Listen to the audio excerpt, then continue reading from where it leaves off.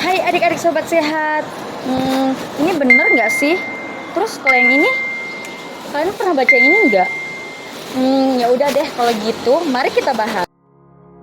Kesehatan reproduksi remaja. Apa sih kesehatan reproduksi itu? Kesehatan reproduksi merupakan keadaan di mana sejahtera secara fisik, mental, dan sosial yang utuh terkait dengan sistem, fungsi, dan proses reproduksi, bukan hanya bebas dari penyakit atau kecacatan. Kenapa sih remaja perlu tahu itu? Karena remaja merupakan masa peralihan dari kanak-kanak menuju ke dewasa.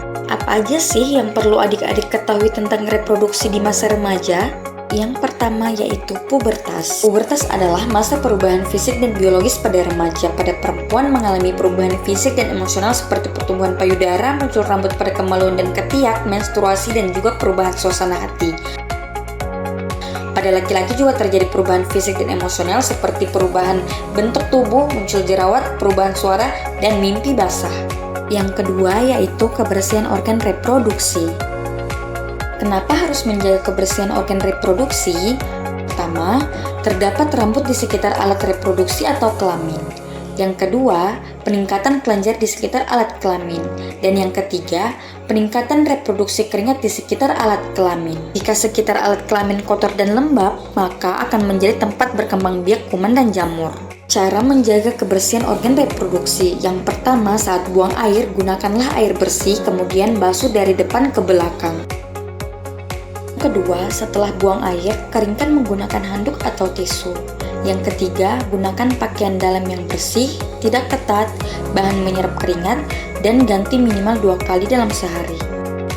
Yang perlu diperhatikan pada wanita yaitu pada saat menstruasi terjadi peluruan pada dinding rahim yang dimana akan mudah terkena infeksi, sehingga penting untuk menjaga kebersihan. Cara menjaga kebersihan saat menstruasi yaitu gunakan pembalut yang bersih, ganti secara teratur, dan buang jika sudah penuh.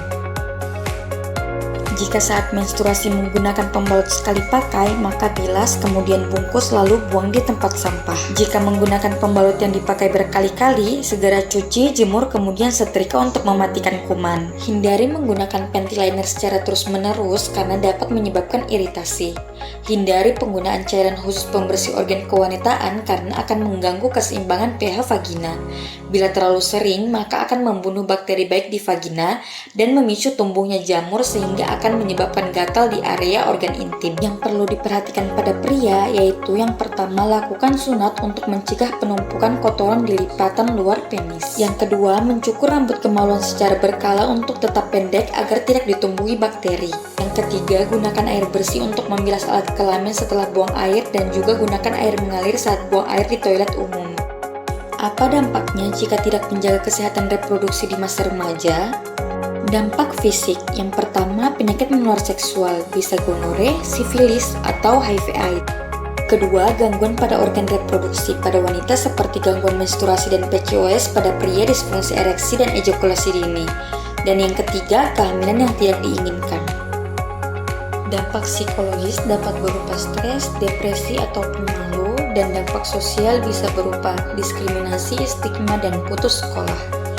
Tips dan trik menjadi remaja sehat. 1. Berbekal informasi tentang kesehatan reproduksi. 2. Tidak tergoda melakukan hubungan seksual dini. 3. Berpikir maju untuk hal baru dan berpendirian teguh. 4. Dapat mengatur energi remaja menjadi hal positif. 5. Membina persahabatan yang sehat dan saling menghargai. Dan 6. Memupuk pengenalan pribadi menjadi saling pengertian. Saat remaja tahu cara bersikap dan berperilaku sehat, maka remaja akan menjadi seorang dewasa yang sehat dan akan memiliki keturunan yang sehat dan kehidupan yang berkualitas. Ingat ya adik-adik, tubuhmu adalah milikmu. So, kenali tubuhmu, jaga masa depanmu.